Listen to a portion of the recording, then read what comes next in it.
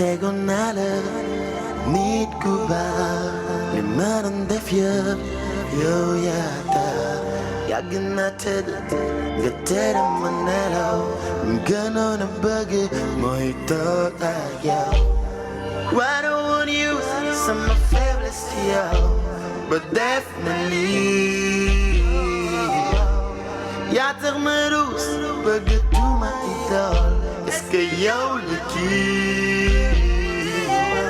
J'ai passé des soirs au bout d'une couloir à rêver de te voir, mon idole. Est-ce que yow la kii? Idole, idole, lu tax nga def ma lii? Sama idole, idole, est-ce que yow la kii? Sama idole, lu tax nga def ma lii? Idole, lu tax nga def ma lii?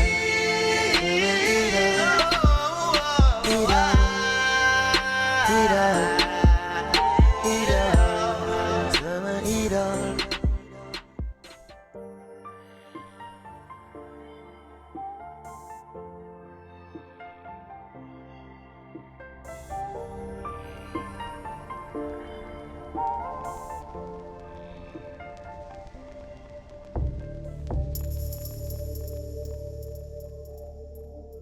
Tu lis une somme de combien? 535 250 000 francs CFA. Wow.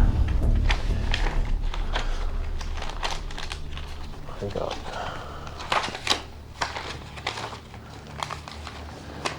Et là, en réalité, c'est que 200 millions.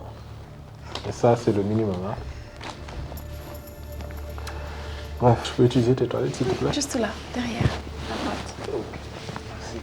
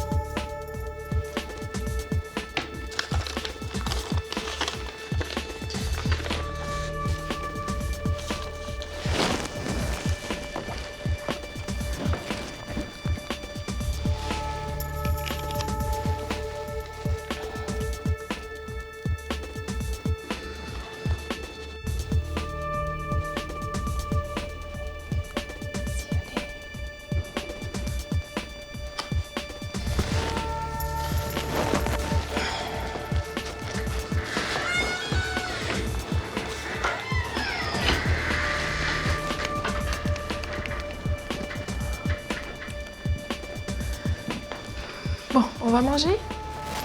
D'accord. Il y a quoi au menu? Surprise. Ok. Ah, j'attends alors. Bien.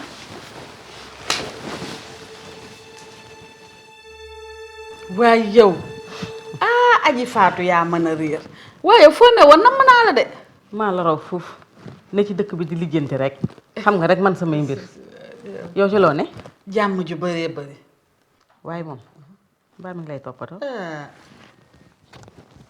xool ma bu baax. te kaay ma wax la lu bees tàq lu nu dajjeegul ci benn paquet. nee na man lay invité dîner. fu ma doy rek doy na ko maa la wax lii. nee na naa seet fu ma neex mu yóbbu ma fa lu ma doy rek doy na ko. léegi nag mbaa yow di nga dem. loolu de moo taxoon ma doon la laaj ndax du ci sa xalaat yow loo may conseillé.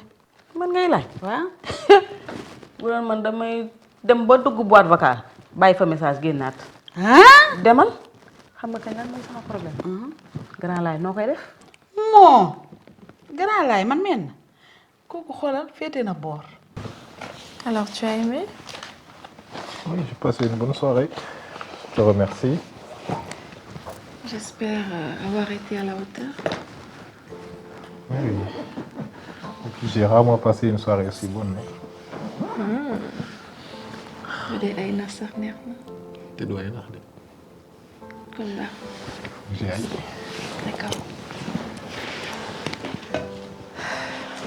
seetlul fi ngay teg sa tànk li nga bëgg mën na la sax àdduna bi Vas-y, voilà. 18h. 17h. Te repos. Au revoir. laay laay la ay aji faatu xam nga nag nooy def. yóbbu ko hôtel Makaan. hôtel Makaan waaw gis nga foofu. am na sutura te jege na foofu. kenn du leen fa fekk. xam nga moom kilifa la.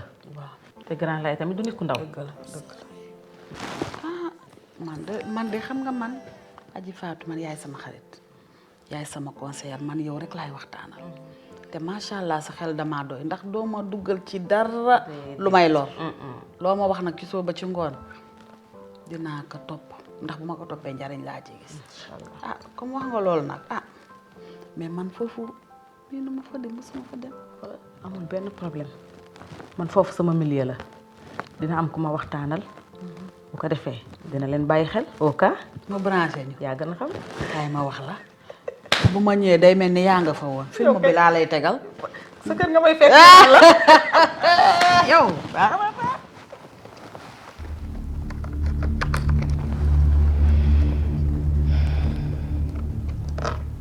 Waouh.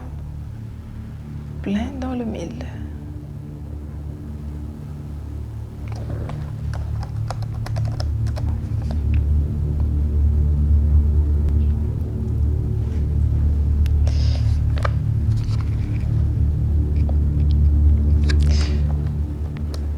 À 7h, 23h.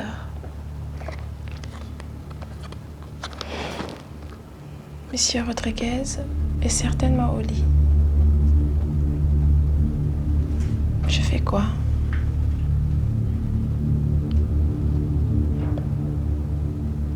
Mais oui. Ça va lui faire plaisir au réveil.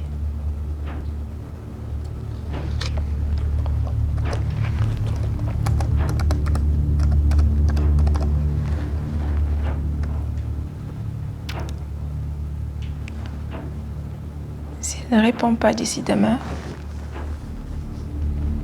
je l'appellerai. Bien.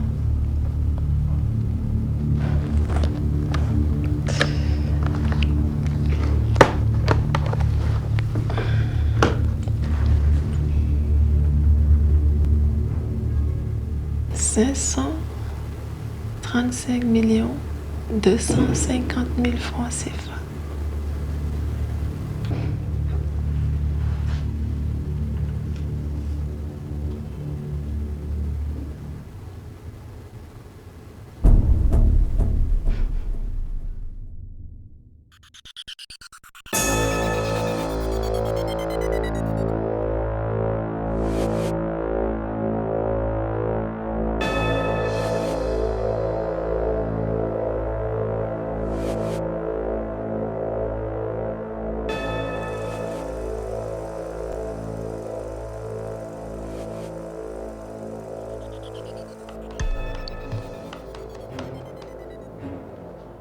Voyons voir. Ça, c'est Eva. Si elle a écrit, ça signifie qu'elle a probablement quelque chose pour moi. Ben, ça, c'est une bombe, ça. Extraordinaire. Extraordinaire, formidable. Tous ces éléments avec des factures. Elle est efficace, cette dame-là.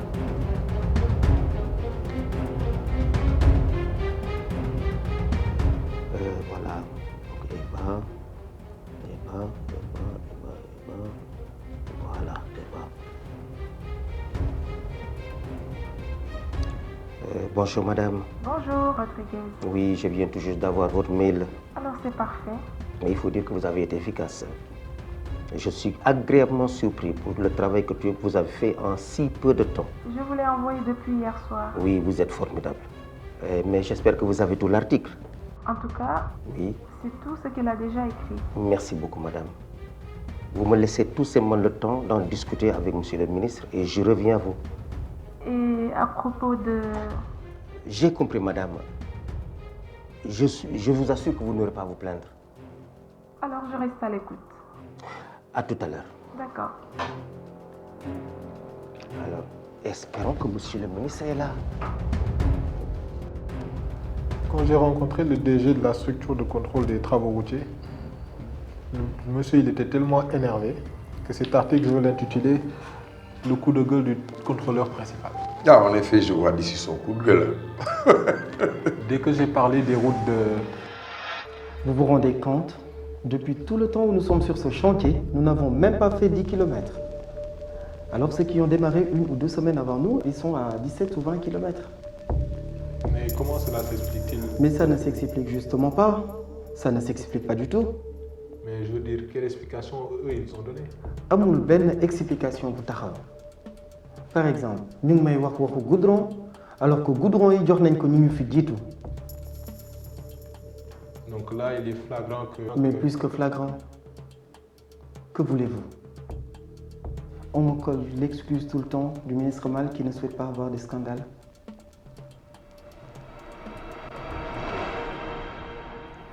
Et ces propos ne font que confirmer mes découvertes lors de mes visites au chantier.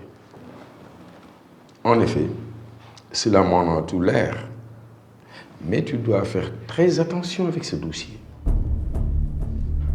C'est-à-dire? Ne fais pas cette tête, jeune homme. Je veux dire que tu dois avoir suffisamment de preuves matérielles avant de... J'en ai, tonton Sen. D'ailleurs, j'ai rencontré aussi le président du comité national des routes. Mais cet article peut être un véritable scoop, fiston. Mais attention, c'est un couteau à double tranchant. Que voulez-vous dire par là? Je veux dire qu'il peut faire très mal au ministre. Mais si ce n'est pas le cas, De toute façon, moi, quoi qu'il puisse arriver, j'ai la satisfaction d'avoir fait et très bien fait mon travail. Là, je vois que c'est la conscience professionnelle qui parle. Il faut continuer dans la lancée alors. Et vous serez surpris d'apprendre ce qui suit. Ah bon? Mais je suis tout oui, Malik.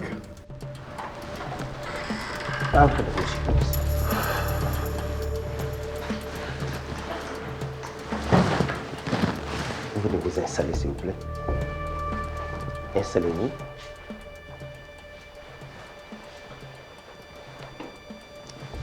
Maintenant, jetez un coup d'œil sur ce que je vais vous montrer. Regardez. Ça, c'est une facture. Ça, c'est la seconde facture, mais elle est fausse. Et là, c'est un ensemble d'éléments. Vous avez vu? Mais c'est pas vrai, ça. Mais vous, je l'ai vu. C'est la dame dont je vous ai parlé la dernière fois, qu'il a eu de l'ordinateur du journaliste.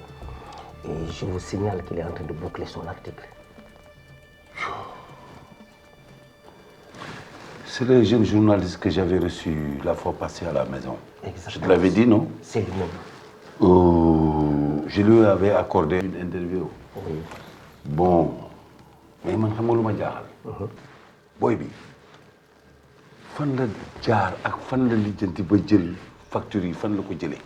Il a ces choses qu'il ne va pas nous signaler, monsieur le ministre. Par des confidences qui m'ont été faites, il paraît que l'entreprise Guigui Équipe, avant de gagner ce projet, était en faillite. Et là, il est dirigé par un ami d'enfance du ministre Mal. Vous en pensez quoi? Si c'est vrai, mais je dis bien si c'est vrai, le ministre Mal s'adonne à du népotisme pur et dur. Et il va plus loin. Avec l'argent investi pour ses travaux, le gars l'utilise comme il veut. Il entretient sa famille, ses amis. On le connaît dans le def. Tu en es sûr?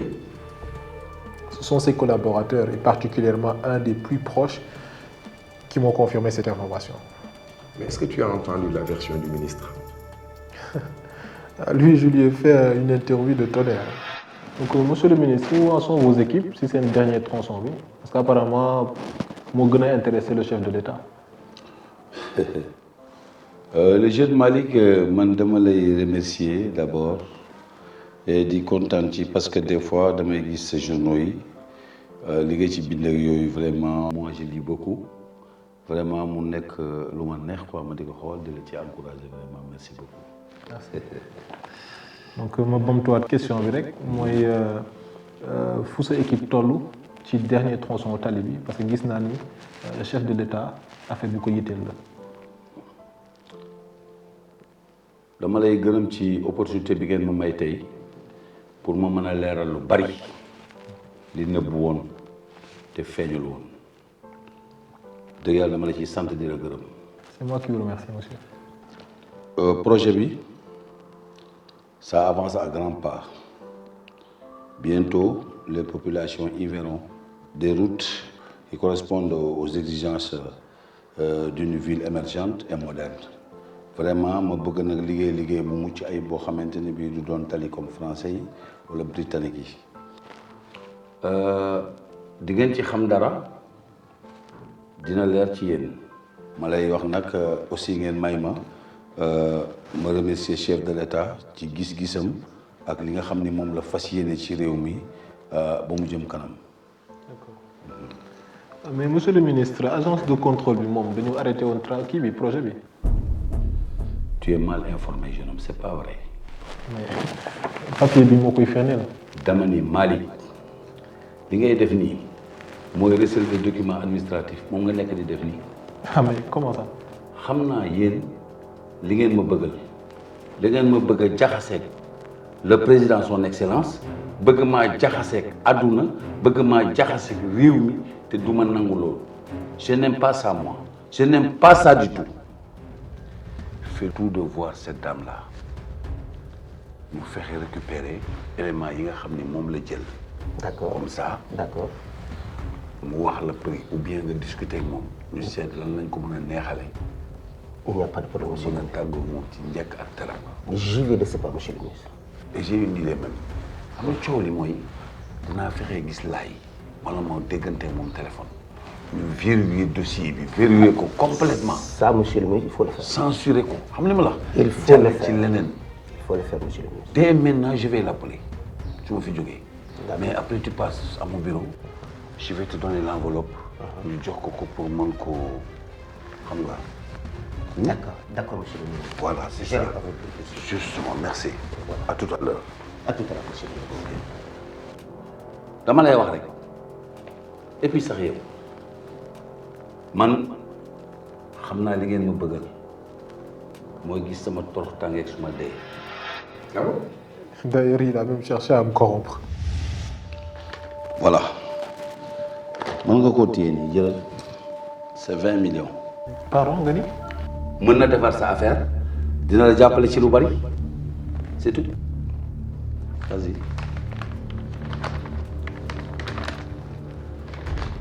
Je suis désolé mais man xaalis du ma jënd monsieur le ministre.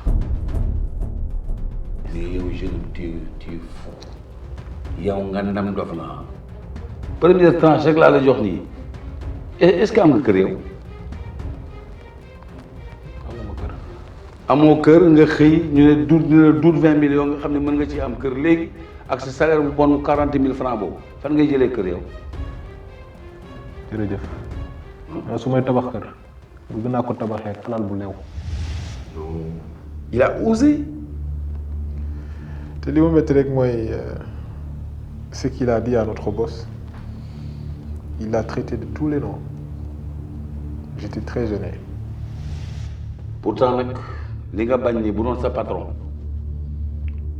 mu jël ko ne tir ndax ministère bi yàgg naa defar ay affaire am mu jaare ko ci chantier bi looloo ko jàppale ba ngeen yegg fii tey. Malick ma bëgg tuuti lu gàtt pour wax la ko lu bariwul ñu bañ a sori moi j'en ai marre dama bëgg nga jóg nuyul ma mbay waaxu ak yaa fi dikkoon. mais je n'ai pas fini. dama ni boo finirul nga dem fini cukaale ba sors de ma maison laa wax ci biti. Non, mais ce n'est pas possible. Mais gis nga Malick mar naan ku mu tax a jël petit jëfandikoo bu teen yi ubbee nga am gàcce. Mais tu sais, Grand Laye, il pouvait tout avoir dans ce métier de journalisme, tout en gardant sa dignité. Mais ce qui me fait mal en plus, c'est qu'il est très compétent. Quel dommage.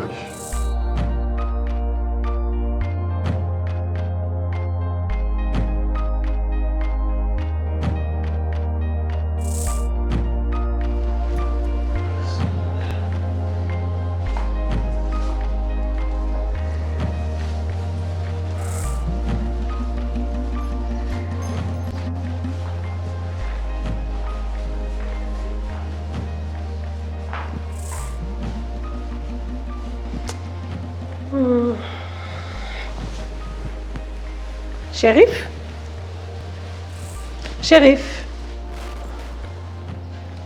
Ndekete yaa ngi fi. Je te cherche partout. Halima, avant d'entrer dans une chambre, on tape d'abord à la porte.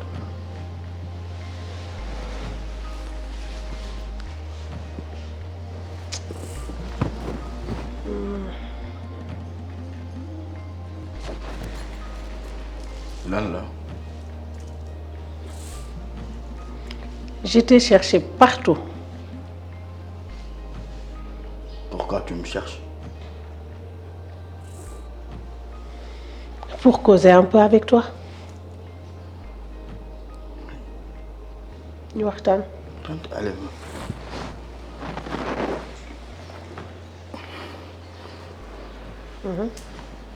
Qu'est-ce que tu dois avoir à me dire? Je t'ai fait quelque chose. Tu as un problème? Non. Tu n'as rien fait. Defoo ma dara. Seulement, j'ai discuté avec ton père et je me suis dit qu'il fallait que je te parle à toi aussi. Hein? Loolu rek la. ñu waxtaan. Qu'est-ce qu'on peut bien avoir à dire à quelqu'un qu'on n'aime pas? Chérif. Tante Halima, yow bëgguloo ma. Je sais. lu tax ma war la bañ. Xam. Peut-être parce que amuloo doom.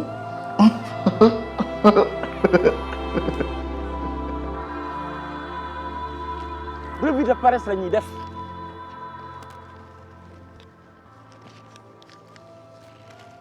Def la promotion des uns en laissant en rade les autres. Booy def revue sax au moins nga wax sax kan moo bind article bi wante revue de presse léegi dañ koy jaay di wax ci nit ki baa ngay wax argumenté loo xamante ne kenn laaju la ko journal bi ngay jël wax les titres waaye dañ koy théâtraliser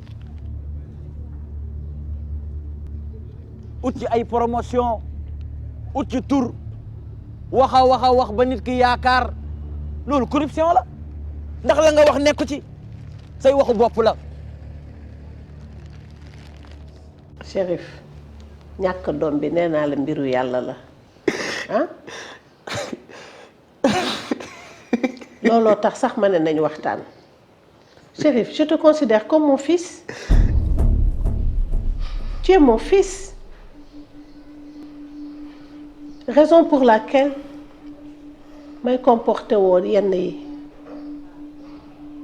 di la wax yenn yi tout ce que je te dis ou te fais c'est pour ton bien. xam nga tere naa la loolu. Chérif déglu ma. gis nga sa baabaate yéen yi da ngay dem nga def ko góor gi ok. Chérif tu es mon fils. gis nga sa affaire yii nii man dama koo tul.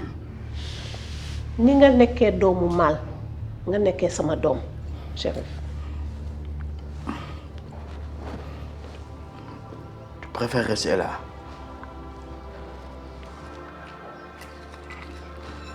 moi je change de camp. Chérif dama bëgg nga déglu ma. Réfléchis bien sur ce que je viens de te dire. waa foo jëm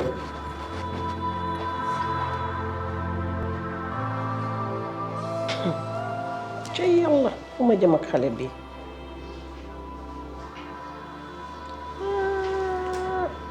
jommi na mais duma bàyyi je ferai tout mon possible pour le récupérer kii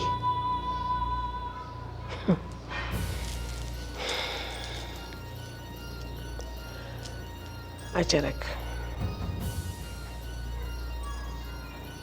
et à tout prix lu ma ci góobe gar ko ça foog ma jóg ci moom caay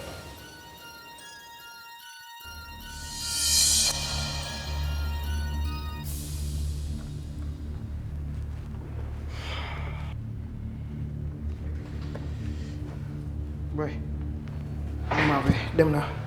D'accord, à tout à l'heure. ok à tout. Boy Taf. yeah good. boy maa ngi dem reportage waaye.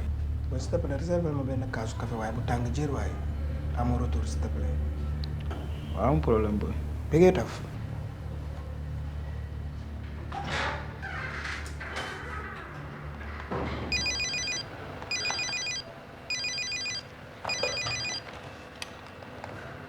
Oui, Grand Lay. J'ai un texte à rédiger là. Tout de suite? D'accord, j'arrive.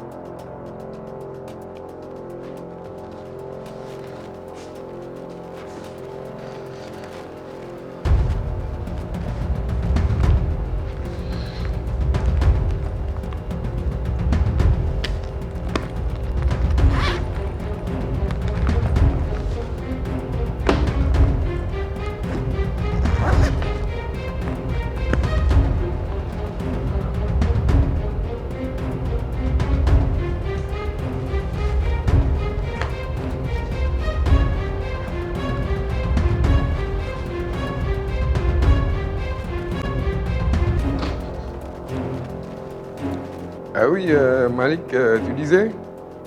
Ah, dans le placard. Attends, je vais voir.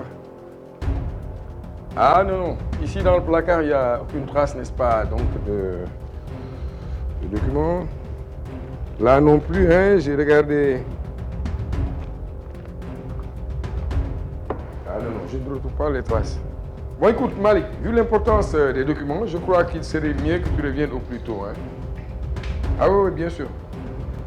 C'est bon.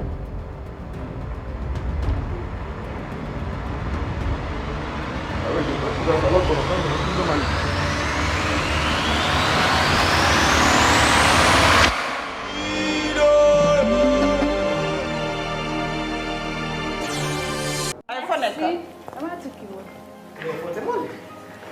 Enfin, j'étais aux États-Unis en train de fêter la Saint-Valentin avec mon Valentin chéri.